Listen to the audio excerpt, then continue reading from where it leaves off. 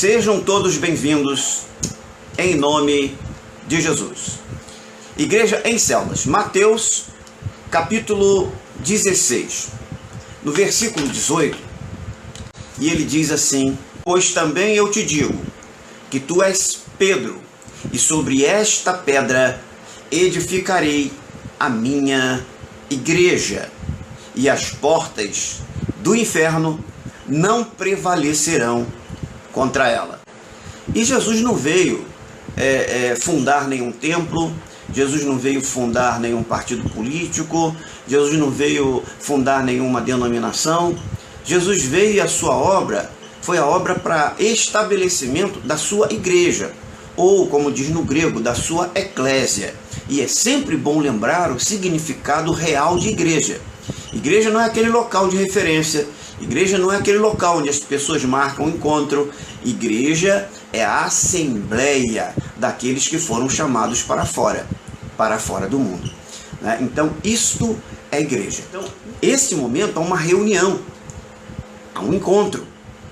E este encontro, esta assembleia dos chamados para fora, dos cristãos, isso é a igreja. E sobre esta igreja, Paulo afirma que as portas do inferno não prevalecerão contra ela. Então, as portas do inferno não prevalecerão contra a igreja de Cristo. Então, hoje, falando de igreja, eu quero agora estar começando a tratar contigo do propósito de Deus, aqui para nós, aqui homens na terra, através da sua igreja. Através da sua igreja, quando Jesus estabeleceu em Mateus 16, 18, ele disse: eu edificarei essa igreja.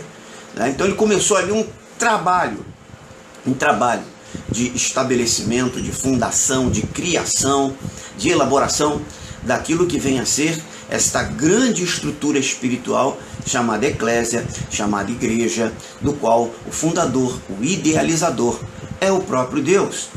Então, vejamos, voltando ao início de toda a história da criação, nós vemos o quê? Deus, primeiro, ele criou o homem.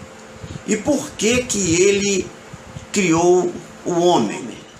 Ele queria o quê? Ele queria formar uma grande família de pessoas semelhantes a ele e colocá-las por toda a terra, né? Espalhar essas pessoas semelhantes a Jesus por toda a terra. Por quê? Porque cada pessoa é criação dele e representa a sua glória. Então, cada pessoa feita à sua imagem e semelhança, ela vai o quê? Ela vai honrar a Deus, ela vai respeitar a Deus, ela vai glorificar a Deus. E em cada pessoa de semelhança a ele vai estar representando a glória. E se ele coloca, enche a terra de pessoas semelhantes a ele, eu posso dizer para você, então, por analogia, que toda a terra foi cheia da glória de Deus. Veja comigo o que diz a Bíblia em Números, capítulo de número 14, no versículo 21 apenas.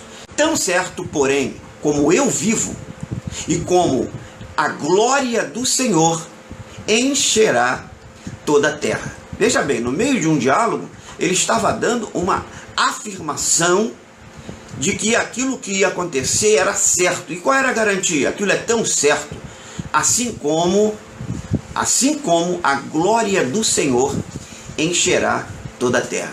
Então, querido, isso é uma palavra que é verdadeira. Quer queira, quer não queira, a glória do Senhor, ela encherá toda a terra.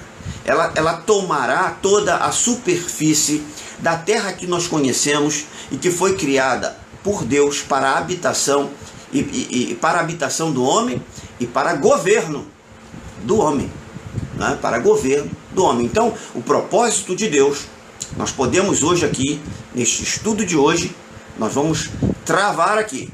O propósito de Deus é encher toda a terra de sua glória. Encher toda a terra de sua glória.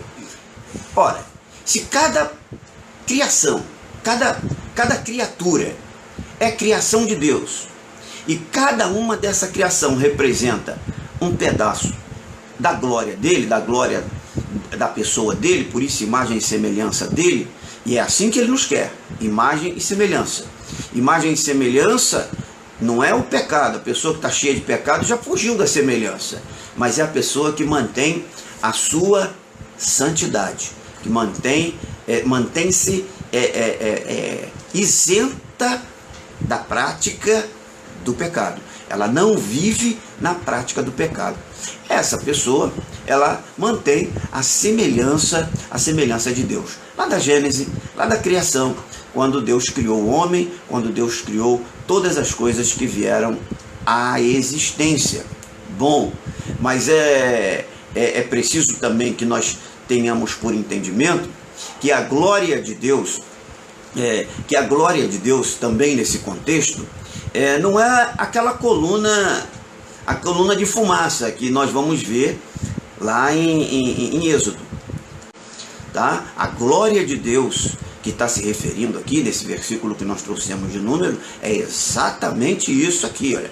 Deus vai encher a terra de pessoas, imagem à sua semelhança e que representam a glória de Deus. Então, toda a terra será tomada pela sua glória. E não é assim que diz na palavra que todo joelho se dobrará ao Senhor? Então, quando todo joelho estiver dobrado ao Senhor, meu querido, a glória de Deus estará realmente em toda a terra. Certamente, eu digo para você que não tarda a acontecer. Nós estamos vivendo tempos em que as profecias elas estão se cumprindo e brevemente, tá? Assim como a tecnologia ela fez uma revolução no mundo em curto espaço de tempo, com o advento do computador, queridos, as coisas espirituais elas estão acontecendo. E de uma hora, quando você menos esperar, bum, Jesus já está aí na tua porta, batendo, e se você não estiver ligado, você fica, e a igreja você vai ficar olhando daqui de baixo. Subiu, eu fiquei, desse jeito aí. Então acorda, desperta, tu que dormes, e fica ligado, porque as profecias elas estão se cumprindo, tá? E quem não tem fé, quando vê as profecias se cumprindo, ele fica com medo, ele pensa assim, olha, ai meu Deus, é o fim do mundo. Não é o fim do mundo, o mundo não vai acabar. O mundo não vai acabar. O que vai acabar é esta era, a era aonde o mundo jaz no maligno, aonde o pecado reina na terra. Virá uma era em que Jesus irá reinar, diz a Bíblia, por 1000 anos, e eu quero reinar com ele. Deus não desistiu do seu propósito original. Quando Deus criou o primeiro Adão, Deus colocou na terra e disse para ele, você vai governar sobre tudo que você está vendo aí. Seja planta, seja animal, seja isso tudo para o governo, vai ficar submisso ao homem, ao governo e à autoridade do homem. Só que o que aconteceu? O primeiro Adão, ele se deixou levar, a história que muita gente conhece, o pessoal faz até muita brincadeira e piada com isso, né? Eva desobedeceu e numa conversa com Adão, o conduziu também à desobediência. E eles pecaram. Então o primeiro Adão, ele falhou na sua missão de encher a terra da glória de Deus, que é o que? Pessoas semelhantes a ele. Uma vez que o pecado contaminou, e veja bem o que diz a palavra em Romanos 8, porque um pecou, todos pecaram, e portanto estão destituídos da glória de Deus. Então o pecado de Adão, ele trouxe sobre a terra esta virada de realidade, né? Nós tínhamos uma situação, e com o pecado de Adão, a humanidade passou a ter uma situação diferente, tá? Por isso, Deus não desistiu do seu propósito, e para que o propósito não caísse no esquecimento, que ele fez? Ele providenciou e enviou o último Adão, perfeito, para edificar uma grande família de filhos parecidos agora. com este último Adão. Quem é essa pessoa? É o seu Filho amado, o unigênito, Filho de Deus, Jesus Cristo, nosso Senhor e Salvador. Ele, o segundo Adão, foi enviado e a sua missão, chamar para fora desse mundo aqueles que se achegassem à semelhança dele. Que isso, pastor? Você está falando uma coisa aí que eu nunca escutei. Pois é, querido, mas é exatamente isso que Jesus quer. Quer que nós venhamos a ser a sua semelhança. E à medida que cada um membro desse corpo, estou falando do corpo de Cristo, cada um membro desse corpo se assemelha à pessoa de Cristo, a glória de Deus ela se torna cada vez mais forte, cada vez mais evidente aqui na terra, e as pessoas notam isso.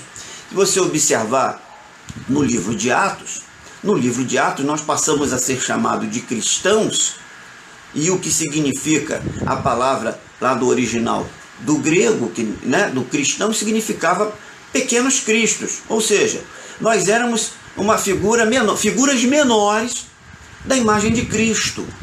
Então a soma dessas pequenas imagens vai dar a imagem do todo. É o que a gente chama do corpo de Cristo. Cada um de nós somos um pedaço do corpo de Cristo. E como pedaço, temos que ser reconhecidos como pequenos cristos, como parcela de Cristos, membros do corpo de Cristo, semelhanças de Cristo. Esse é o propósito de Deus. É isso, e por isso que Deus enviou o seu Filho unigênito, para que todo aquele que nele crê não pereça, mas tenha a vida eterna, que seja semelhante ao glorioso, ao nosso Senhor e Salvador, Jesus Cristo.